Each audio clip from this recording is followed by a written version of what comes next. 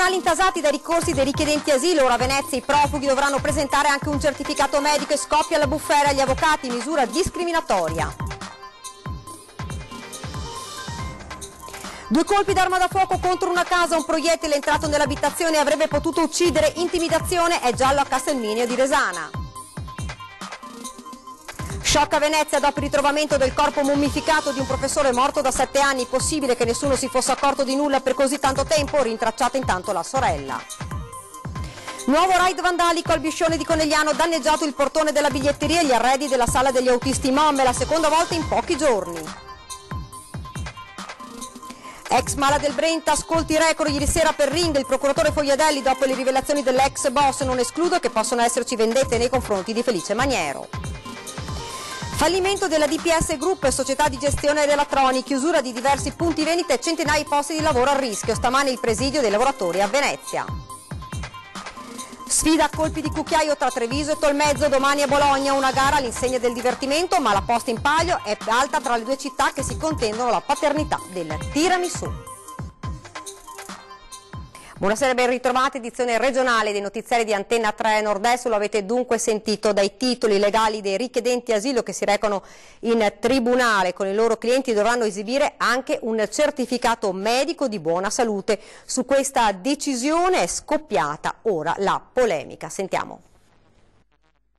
Un certificato medico per dimostrare che il ricorrente non abbia malattie infettive. Lo richiede il Tribunale di Venezia nel protocollo sezione immigrazione. I difensori dei migranti dovrebbero dunque comunicare al giudice eventuali malattie infettive del proprio assistito.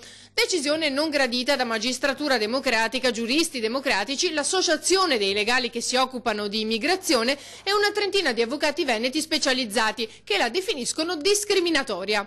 I veneziani che cosa ne pensano? Sono d'accordo perché dovrebbero chiederlo a tutti magari, ma se uno viene da un posto lontano c'è un effettivo pericolo. Cioè non vedo, perché è un po' come la questione delle impronte digitali. Va bene, adesso le chiedono dappertutto e una volta non si poteva, non si capiva perché. E perché sia anche giusto. Se effettivamente lo fanno solo per gli immigrati e se c'è un motivo ragionevole, appunto, non saprei dirlo davvero. Sì, può avere la sua utilità. Bisognerebbe contemperare le due cose, perché da un altro garantire la salute pubblica, penso riguardi tutti i cittadini a prescindere che siano immigrati o meno, e dall'altro ovviamente si tratta di una situazione un po' di emergenza dal punto di vista loro. Non penso sia discriminatorio. Perché? Perché fanno una richiesta e quindi se ci vuole della documentazione quella è quanto per richiedere per ottenere il certificato. Ci sarà una ratio, un motivo, ci saranno dei dati statistici che hanno indotto l'autorità del Tribunale a chiedere questo tipo di provvedimento. Bisognerebbe discuterne o interrogare l'autorità che ha emesso il provvedimento. Immediata la replica dei presidenti del Tribunale di Venezia e del Consiglio dell'Ordine degli Avvocati di Venezia, che evidenziano come l'obiettivo del protocollo sia quello di assicurare una gestione dei procedimenti maggiormente efficiente, nell'interesse primario del ricorrente a ottenere una risposta giudiziaria in tempi compatibili con le esigenze di celerità previste dal legislatore e nel rispetto del diritto di difesa costituzionalmente garantito. Siamo alla cronaca con un fatto davvero inquietante, 3 colpi d'arma da fuoco contro una casa, un proiettile entrato nell'abitazione, giallo a Castelminio di Resana, la famiglia salvata perché stava dormendo. Sono sotto shock i proprietari e preferiscono non parlare, le indagini dei carabinieri. Sentiamo. 3 colpi d'arma da fuoco messi a segno contro l'abitazione di Luigino Di Donè a Castelminio di Resana. 2 proiettili sono finiti contro il muro esterno della casa, il terzo è riuscito invece a penetrare all'interno, finendo contro una parete in cartongesso del soggiorno. Una bravata o un avvertimento? Fatto sta che l'attacco è stato sferrato intorno alle 3 del mattino. La famiglia si è salvata perché in quel momento si trovava al piano superiore. Stavano dormendo, i coniugi hanno sentito qualcosa ma non si sono resi conto di quanto era accaduto. Il sindaco di Resana è subito andato dalla famiglia. Loro hanno sentito sto botto di notte non si erano accorti cosa era successo, dopo il mattino hanno trovato questi fori fatti dal proiettile che ha attraversato praticamente l'abitazione. Fino alla mattina, quando hanno visto il foro sulla porta del balcone e il proiettile sul muro, uno shock per la famiglia che ha subito allertato i carabinieri. Un episodio davvero inquietante, dice il sindaco. Sì, preoccupante. Stamattina sono stato presso la famiglia, li ho visti molto preoccupati, come siamo preoccupati anche noi. Un fatto mai accaduto. Speriamo che le forze dell'ordine quanto prima riescano a trovare il movente, cosa è successo. Le indagini sono scattate immediatamente. I militari questa mattina sono rimasti oltre 4 ore nella casa per gli accertamenti di rilievi. Chi ha sparato lo ha fatto dalla pista ciclabile senza entrare nella proprietà. Il motivo è ancora da accertare. Famiglia tranquilla, persone per bene, il signor Didonè, la moglie, il figlio, quindi inspiegabile. La zona industriale che è vicina alla via dove vive la famiglia è videosorvegliata, i filmati sono stati già acquisiti e saranno visionati al più presto. La villetta è divisa in due, da una parte Luigi e la famiglia, dall'altra il fratello, ma chi voleva colpire ha puntato solo l'abitazione di Luigino. L'uomo lavora a paese come geometra, mai avuto un problema. Poi l'appello del sindaco, quella strada è trafficata, chiunque avesse visto qualcosa si faccia avanti.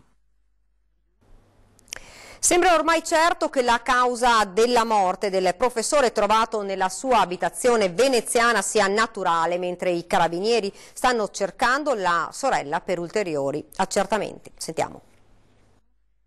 Dagli accertamenti che sono stati svolti emergerebbe un decesso naturale, avvenuto riteniamo almeno 6-7 anni fa. Stiamo verificando naturalmente come mai la porta fosse aperta, quindi se fosse magari un senza tetto piuttosto che qualche piccolo ladruncolo che tentasse di entrare dentro l'abitazione.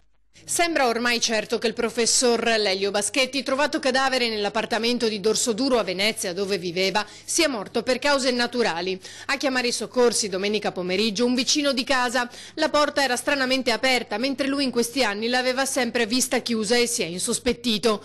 Quando sono giunti sul posto i carabinieri hanno trovato uno scenario macabro. Il cadavere era su una brandina, mummificato. Intorno alimenti in stato di decomposizione, sporcizia e degrado in generale. Sarebbero state ritrovate bollette e altri documenti che attesterebbero gli ultimi segnali di vita dell'uomo risalire all'estate 2011, quando avrebbe avuto 67 anni.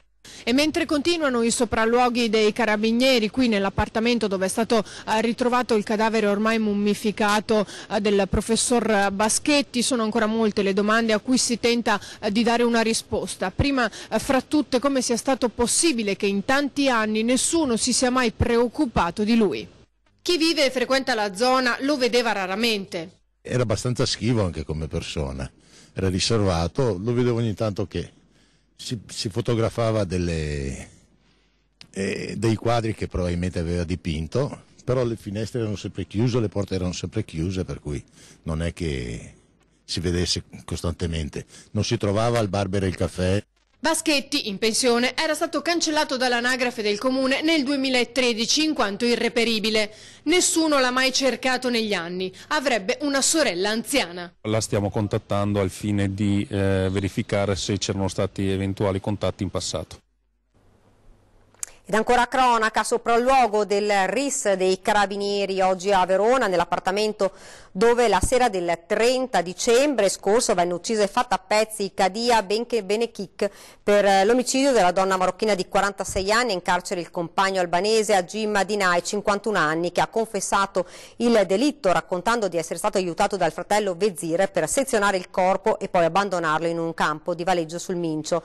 I rilievi del RIS, secondo quanto si è appreso, avrebbero lo scopo di trovare tracce della presenza del fratello del presunto assassino e della sua collaborazione nel delitto. Il 27 febbraio Vezir, che vive a Milano, è stato arrestato con l'accusa di vilipendio e occultamento di cadavere in concorso.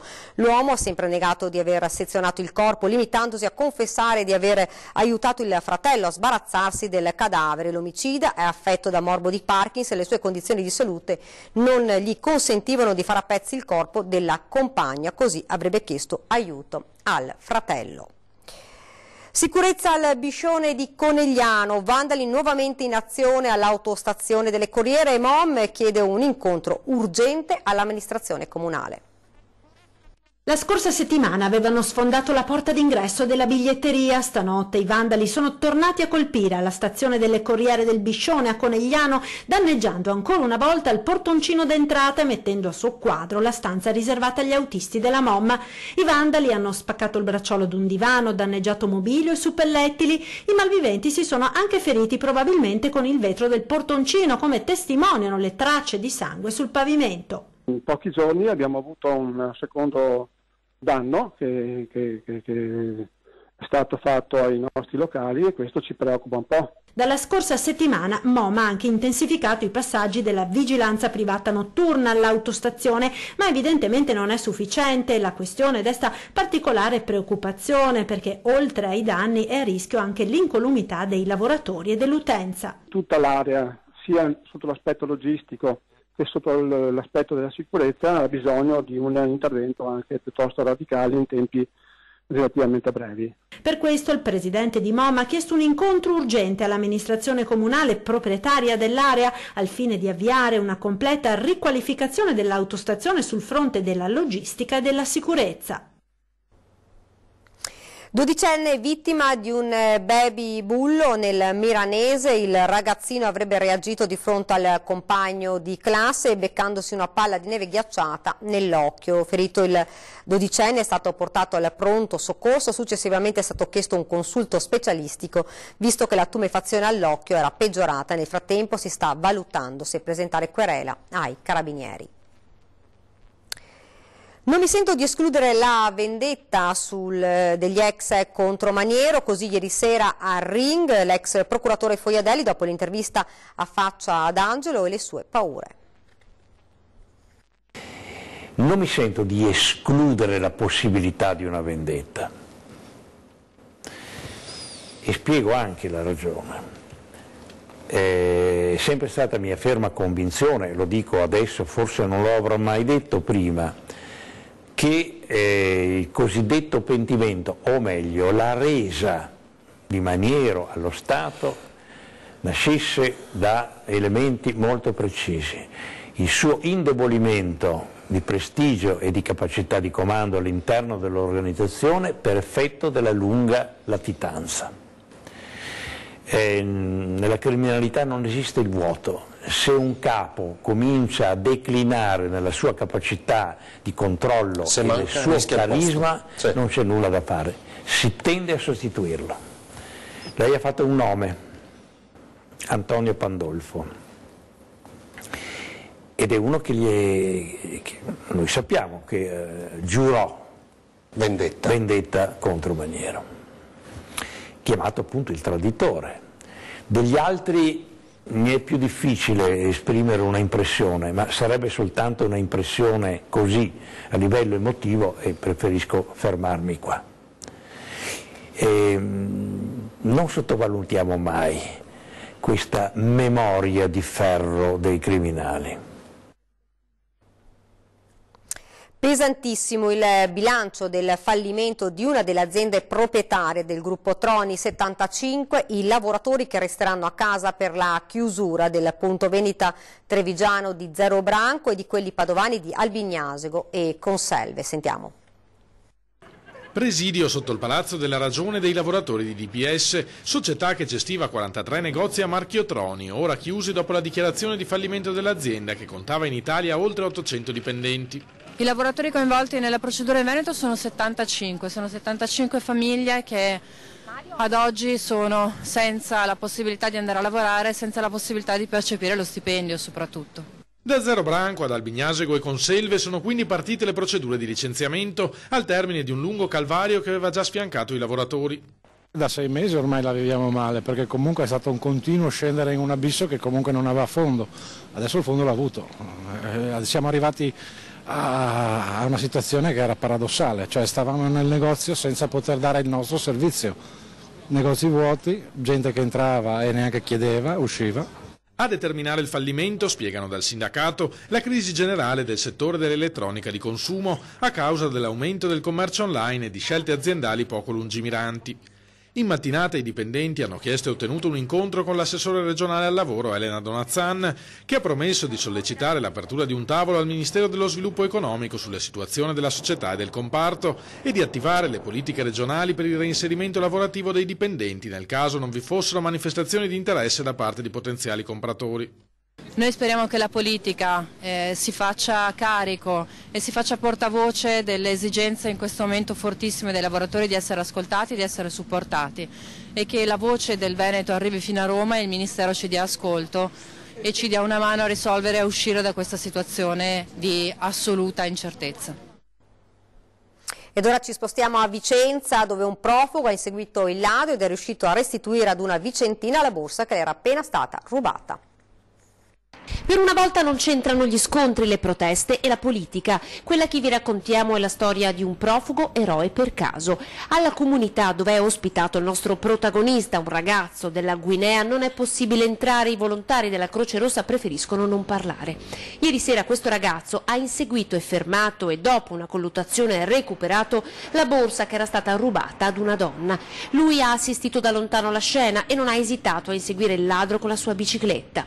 Aveva appena finito il corso serale a scuola per conseguire la licenza media, mentre la signora, una sessantenne vicentina, usciva da un corso di inglese nello stesso edificio. Siamo in via Palemone. La donna appoggia la borsa in auto, in una manciata di secondi un uomo alle sue spalle apre la portiera e la ruba. Il ragazzo parte all'inseguimento, riesce a raggiungere il ladro. Questi apre la borsa, prende il portafoglio e poi tira fuori un coltello. Il profugo lo affronta senza paura, viene ferito ad una mano ma riesce a recuperare la borsa, anche se priva di portafogli. Poi fa ritorno al suo alloggio e racconta tutto ai volontari che chiameranno subito la polizia. La donna ha ritrovato la sua borsa e il ragazzo è stato portato in pronto soccorso per essere medicato. Comunque una storia a lieto fine.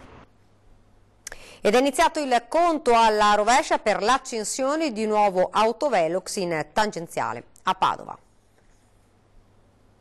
Lunedì si accende l'ennesimo occhio elettronico sulla tangenziale di Padova. Il nuovo autovelox, posizionato subito dopo l'uscita per Ponte di Brenta, inizierà una fase di pre-esercizio nella quale si limiterà a rilevare la velocità delle automobili. Dopo 2 settimane si comincerà a fare sul serio. Il limite è di 90 km all'ora. Chi lo supera si vedrà arrivare una multa che potrà variare a seconda della velocità rilevata da 41 fino a 828 euro.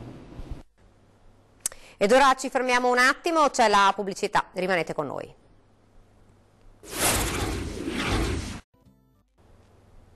Rieccoci di nuovo in studio con l'edizione regionale dei nostri notiziari presentata all'Università di Padova, la prima riproduzione tridimensionale realizzata con metodi scientifici dell'uomo che fu avvolto nella Sacra Sindone.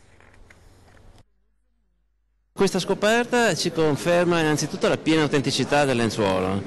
Accoppiato ai vari studi che abbiamo fatto negli anni precedenti, risulta che la Sindone è del I secolo d.C. e corrisponde pienamente a quello che viene scritto nei Vangeli. 2 anni di lavoro di un gruppo scientifico dell'Università e dell'azienda ospedaliera di Padova. Utilizzando metodi scientificamente validati, è stato così realizzato un modello tridimensionale a grandezza naturale del corpo avvolto dalla Sacra Sindone. È ovviamente nata la curiosità di vedere anche se effettivamente questa doppia immagine è coerente con l'avvolgimento di un uomo.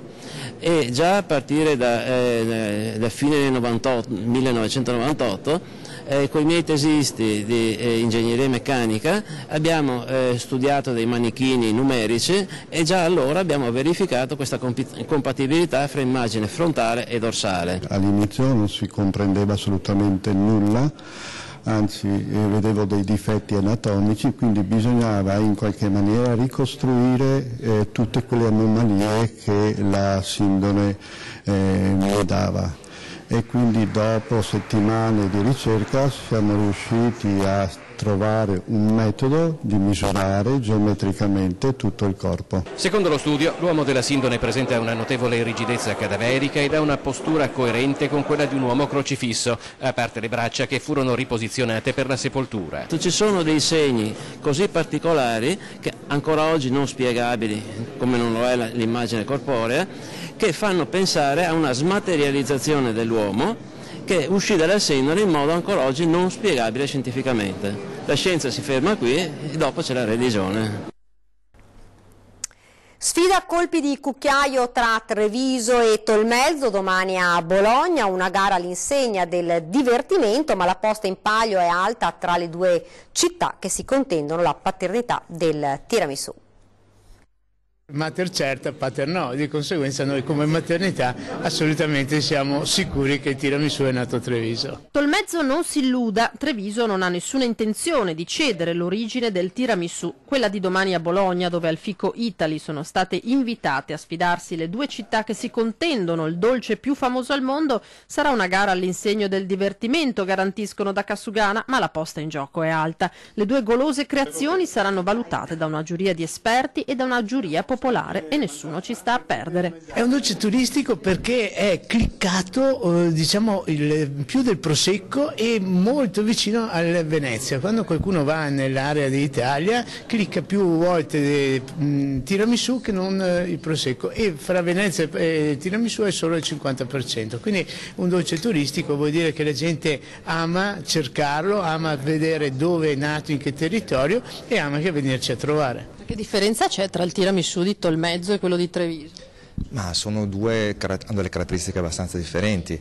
Ribadisco, noi andiamo avanti con quello che è la storia, con quello che io fortunatamente ho acquisito dalla famiglia Campeol, e non solo, da quello che anche Giuseppe Maffioli traccia nella sua storia, nel suo libro di cucina, un'identità riconducibile a Treviso, in particolare al ristorante Le Beccherie, e un atto dell'Accademia Cucina Italiana che riconosce a Treviso questa natività.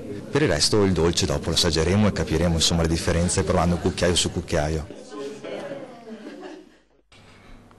Ed è davvero tutto per questa edizione del nostro telegiornale, vi lascio alle previsioni del tempo, grazie davvero per averci seguito, buona serata.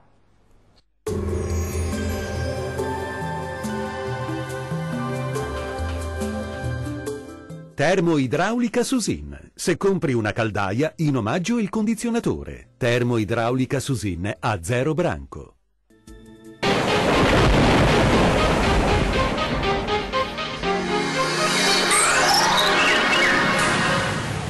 Bel tempo sulle nostre regioni, a prevalere sarà il sole praticamente ovunque. Vediamo nel dettaglio la situazione prevista per mercoledì 21 marzo.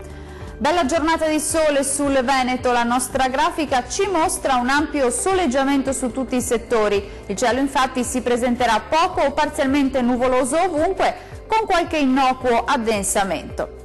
Le temperature risulteranno essere in aumento, le minime saranno comprese tra -1 e 0 gradi, massime tra 6 e 9 gradi circa. Spostiamoci ora a vedere la situazione del Friuli Venezia Giulia. Più nubi al mattino con cielo anche coperto, ampiamente soleggiato col passare delle ore, con il cielo che sarà al massimo poco nuvoloso. Temperature minime tra -1 e 0 gradi, massime comprese tra 6 e 9 gradi circa. Raggiungiamo infine il Trentino Alto Adige. Prevalenza di sole, il cielo si presenterà sereno o al massimo poco nuvoloso ovunque. Temperature minime tra -1 e 0 gradi, valori massimi compresi invece tra 6 e 9 gradi. Dal meteo di Antenna 3 per ora è tutto, arrivederci al prossimo aggiornamento.